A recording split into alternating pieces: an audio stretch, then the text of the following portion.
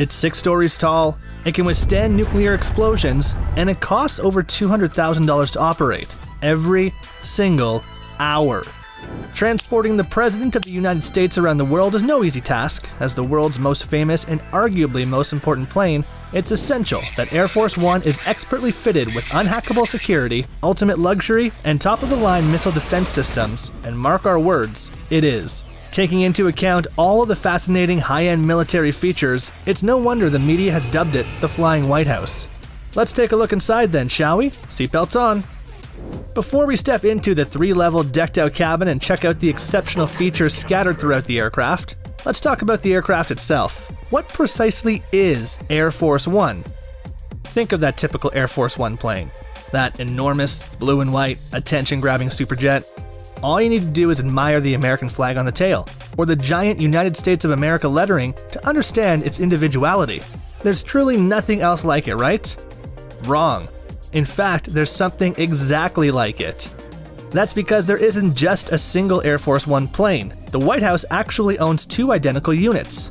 They're both highly customized Boeing 747-200B series aircrafts, which carry the tail codes 28,000 and 29,000 respectively.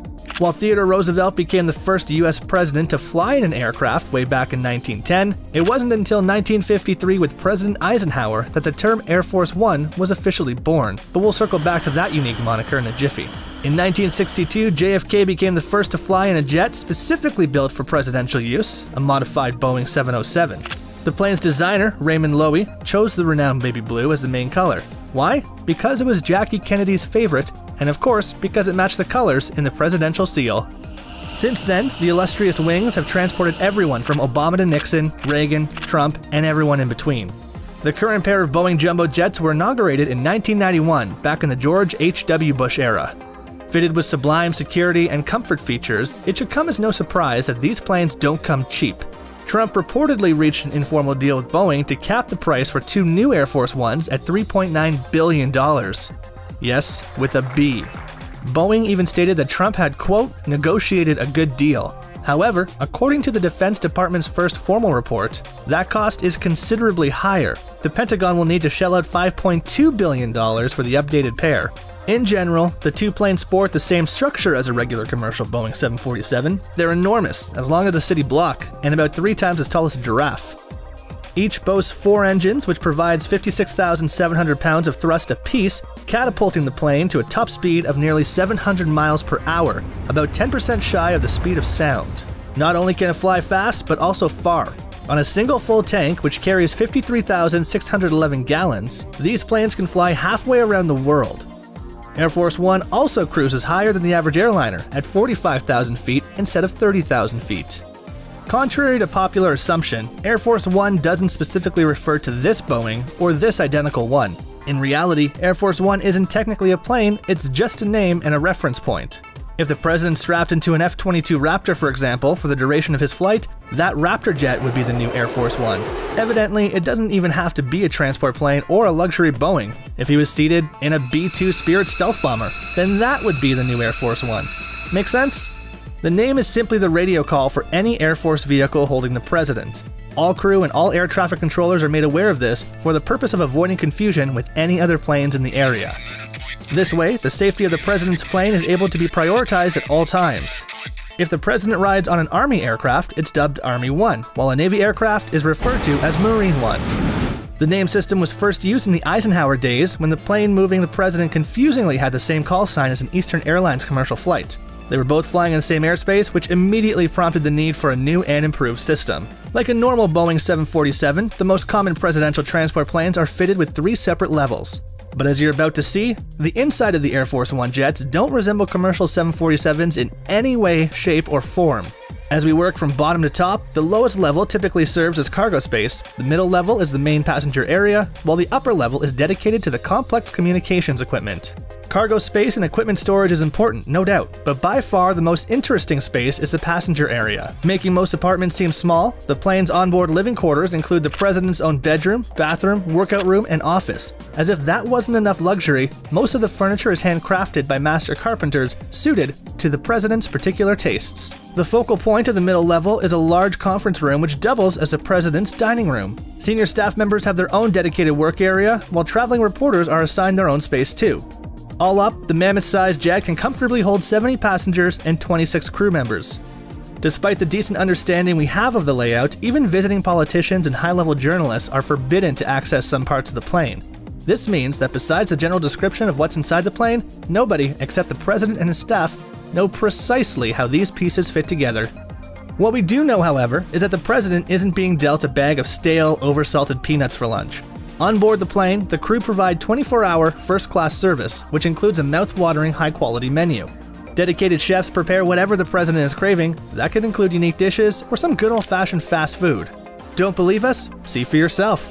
Past meals have included everything from KFC chicken to Caesar wraps, steaks, taco salads, and fresh salads. You name it, and a dedicated chef can whip it up. In total, the crew is equipped to feed about 100 people at a time, and the storage area holds as many as 2,000 meals.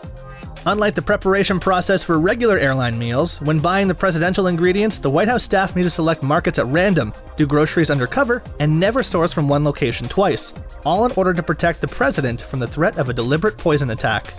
If, however, something does go horribly wrong 45,000 feet up in the sky, Air Force One is decked out with all the essential medical equipment.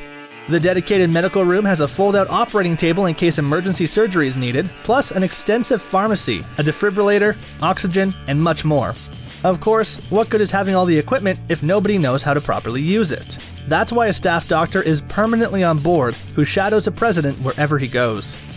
In the event that something does go wrong, the plane is fitted with all kinds of state-of-the-art communication equipment. Obviously though, the main premise of the extensive electronics is to, run a country. When you've got over 331 million under your wing, there's no time to enjoy the view above the clouds. The Air Force One planes are fitted with $19,000 televisions to keep up with the events happening on the ground, as well as 85 telephones, a collection of secure two-way radios for backup communication, plus fax machines and ultra-high-speed onboard Wi-Fi. With all of these mechanisms in place, the president can contact just about anyone in the world at the touch of a button. If he's not making the calls himself, then one of the carefully screened military personnel on board will do it for him. Air Force One typically has a crew of 26 who must each operate with a high level of security and professionalism. Every single staff member is selected from the military, must undergo extensive background checks, and need to showcase exemplary service histories. This is no ordinary job, folks, which is why the final Air Force One flight is always an emotional trip when the president must bid goodbye to his loyal crew of 4+ years. Another fascinating element of Air Force One, which again sets it apart from traditional aircraft, is that it doesn't have to rely on airport facilities, and no contact with airport staff means far fewer security threats. The planes have their own retractable stairways, their own baggage loaders, and there's not just one entrance, but 3 in case any are compromised. While most planes need to stop every few hours to refuel, thanks to its amazing ability to refuel in midair, the presidential plane technically never has to land. This is a crucial tactic in an emergency situation, especially when the threat is land-based.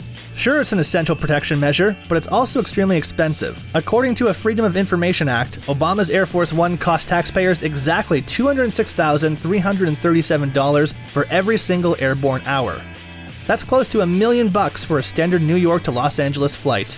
But why such a hefty price tag? First of all, the crew of 26 need to be paid. Then there's the fuel. The 4 engines burn approximately 5 gallons of gas per mile, which brings the estimated fuel cost up to a whopping $80,000 per hour. Don't forget the cargo planes, which need to transport the presidential limo. Oh, and the 3 accompanying helicopters. Not to mention the second Boeing, which has to join the flight in case something happens to the first one, so you can see how the numbers quickly add up. Thankfully, the odds of something happening to that plane are slim to none. Why? Because it's jam-packed with some of the most advanced avionics and defense systems imaginable. The plane can thwart enemy radars and eject white-hot flares to distract any incoming heat-seeking missiles. If the missiles are infrared-seeking instead, then using IRCM jammers, essentially a special infrared light, those too can be jammed and deflected. Not only can Air Force One divert any surface-to-air missile and repel bullets thanks to armored windows, but with its specially coated shell, it can also, ready for this, withstand the effects of nuclear bombs wreaking havoc on the ground below. So if everything's hitting the fan on land, the president can confidently take refuge in the sky. If an emergency situation does suddenly arise, or more simply, if the president just wants to jet off to Hawaii for a vacation, far more planning and logistics go on behind the scenes than most realize. Expert Air Force crews at the Maryland Andrews Air Force Base carefully inspect the plane before any flight. Once the all-clear is given, the Marine One helicopter transports the president from the White House to the Air Force Base, all the while troops are keeping a keen eye out for any unauthorized aircraft or threats. And yes, they're authorized to shoot on sight. Just before the presidential Boeing takes off, a number of cargo planes depart, carrying the president's bulletproof, weapon-loaded motorcade. By doing so, the Air Force ensures that the president's ground transportation will be ready and available upon his arrival. Is 200 grand per hour too expensive to keep this bird up in the air? Let us know your thoughts in the comments. Don't forget to like, subscribe, and have a great day. Catch you next time.